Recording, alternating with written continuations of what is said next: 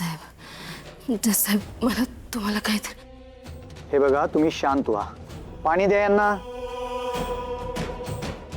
तुम्हाला बसायला खुर्ची हवी आहे का?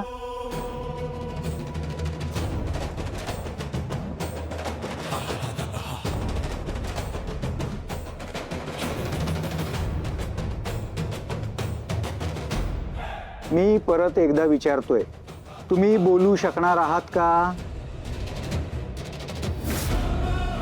नाहीतर तुमचं स्टेटमेंट कोर्ट नंतर नोंदवून घेईल. इन्स्पेक्टर प्लीज बाहेर एक ॲम्ब्युलन्स स्टँड बाय ठेवायला सांगा. जी सर. तुम्ही बोला. जज साहेब मी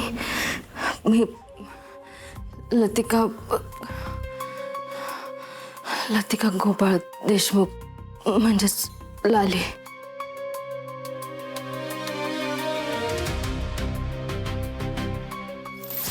जज साहेब मला शिक्षा द्या.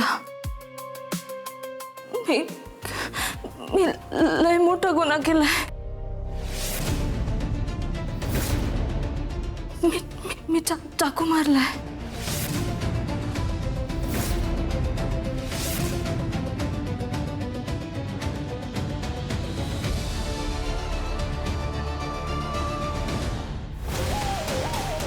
संपलं.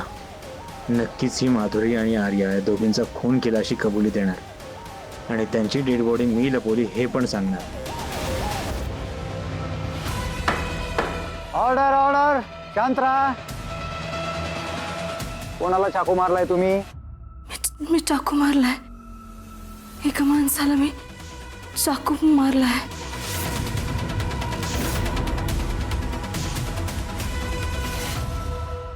लाले, लाले काय बोलतीयस? कुणाला चाकू मारलास? Order order. तुम्ही शांत बसा. जज साहेब मी खरंच लय मोठा गुन्हा केलाय. मी एका माणसाला चाकू मारला आणि चाकू मारून पळून आली.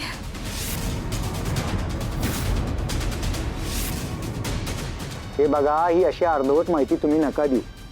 तुम्हाला जे काही सांगायचंय ते स्पष्ट सांगा. जज साहेब मला एका व्यक्तीनं किडनॅप करून पळवून नेलं होतं.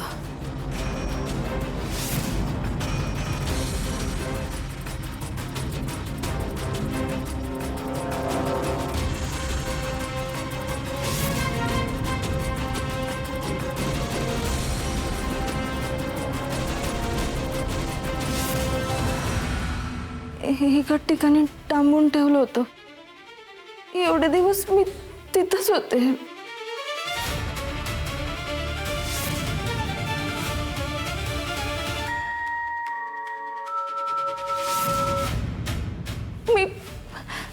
मी तिथून पळून जायचा लय प्रयत्न केला पण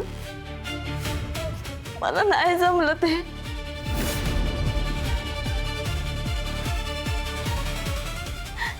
शेवटी आज मी तिथून निसटले आणि इथं आले.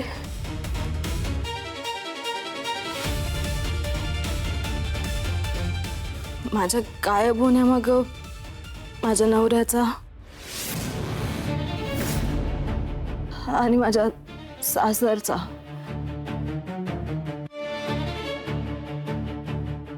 काहीच संबंध नाहीये.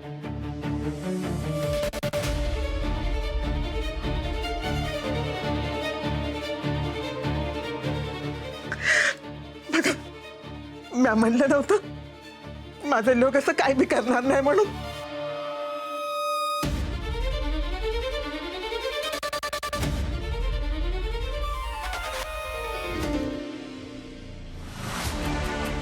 तुम्ही नक्की कुठं होतात?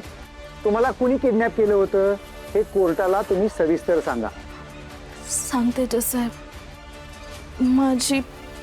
माझी आई आजारी होती म्हणून मला माहेरी जायचं होतं.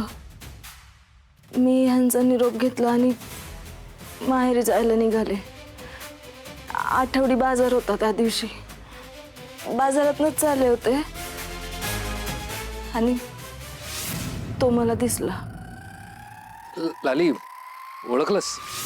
मग मी नाही म्हणलं. अगं असं काय करते युगंधर?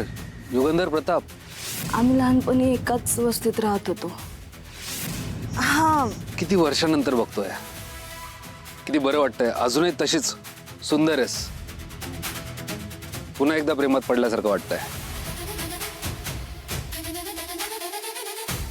युगंधर, माझं लग्न झालंय.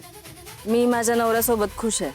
माझा संसार आहे, माझं छान कुटुंब आहे. त्यामुळं मला या सगळ्यात अडकवू नकोस. लाली, मी तुझ्यावर तुझ्या नवऱ्यापेक्षा जास्त प्रेम करेन. तुला एकदा सांगितलं कळत नाही. माझं नादाला लागायचं नाही.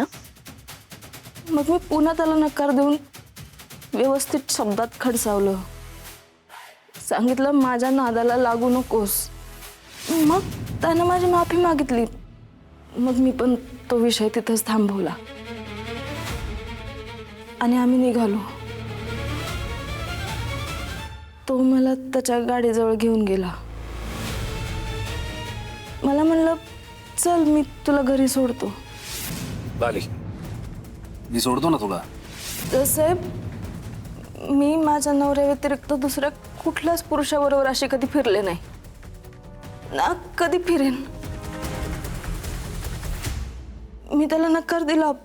सांगितलं मी माहेरी चालली आहे आणि मी माझ्या वाट्याला लागले. तर अचानक तो मागून येऊन माझा हात धरला. मला जबरदस्तीनं गाडीत बसवलं. मी ओरडायला लागले पण आजूबाजूला कोणीच नव्हतं. मी घाबरले, ओरडायला लागले, वाचवा. लाली, लाली, वाचवा. लाली, प्लीज ओरडू नकोस. हे बघ, मला माहितीये मी चुकीच्या पद्धतीने तुला कदाचित बसवलं असेल, पण मी सोडतो ना तुला घरी. लाली, इतक्या वर्षानंतर भेटलेस, ऍटलीस्ट थोडी तरी सोबत होईल आपल्याला. काय गरज नाही, मला उतरायचंय. लाली, प्लीज प्लीज, नाही नको म्हणूस. मी सोडतो ना, प्लीज. मी विचार केला की एकदा घरी पोहोचले की या माणसाचा पिच्छा सुटेल. जाऊ देत, शांत बसूया. चल. ठीक आहे, चल.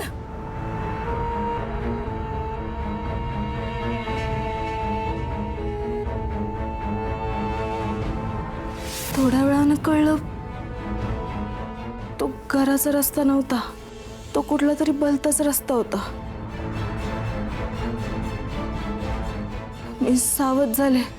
युगंधर, डावीकडे जायचंय. रस्ता चुकलाय तुझा. डावीकडे जायचंय आपल्याला. अरे थांबव ना गाडी. मी त्याला रागात विचारलं, कुठं घेऊन चाललायस? हे ऐकून त्यानं गाडीचा स्पीडच वाढवला. मी घाबरले. मला कळलं त्याच्या मनात काहीतरी वेगळंच शिजतंय. मी जोर जोरानं ओरडायला लागले तर तो घाबरला. त्याला वाटलं माणसं गोळा होतील म्हणून वाचवा, वाचवा.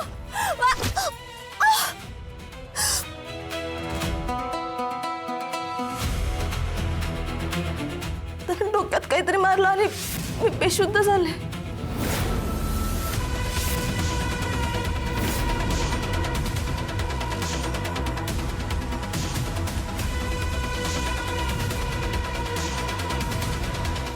नक्की कसली गोष्ट रचते ही? आणि आता कोणाला अडकवायचा प्लॅन आहे तिचा?